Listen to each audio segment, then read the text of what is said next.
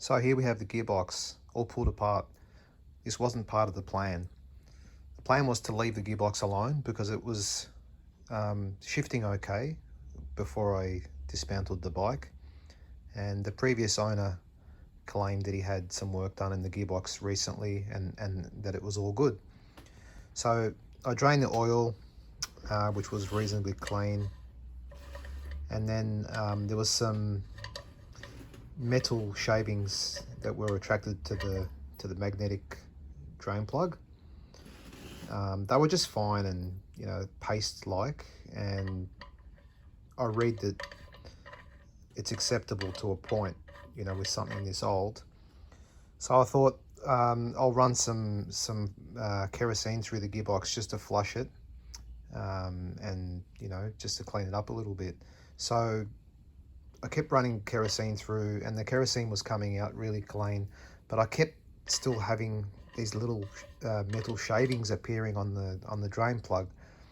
And after about 4 liters of kerosene, I thought, no, something's going on in the gearbox. I'm not going to risk just putting oil in and riding it. So anyway, I decided to pull the gearbox apart, which requires special tools that I didn't have, but I managed to make some of my own tools to get the thing open.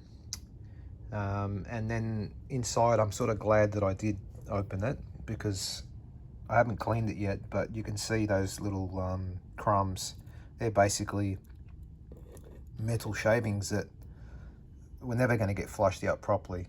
So we've got a serious problem here. And what it turns out to be, the bearings are pretty much cactus. That one's not bad.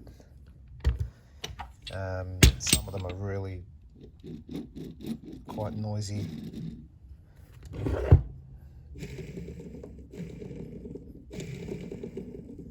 So anyway, the bearings are starting to prepare to fail. So if this happens, while you're riding, it could be quite a disaster. The back wheel can lock up, and it gets very expensive to fix as well. So I'm sort of quite lucky that I went in when I did, because the gears are in pretty good condition. And if you let this sort of problem go longer, I don't know how much longer you would get, but eventually when it fails and locks up, you're going to chew up gears, and it gets really, really expensive to fix. So I'm quite lucky that I've caught this, and glad that I did go into the gearbox.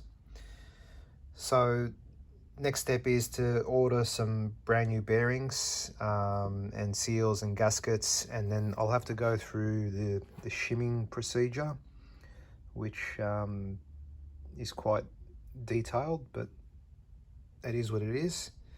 And if you suspect your gearbox isn't right, or you don't trust the previous history, it might pay to either go inside yourself if you've got the right tools and the experience, or pay someone to open up and have a look, and at least put your mind at ease.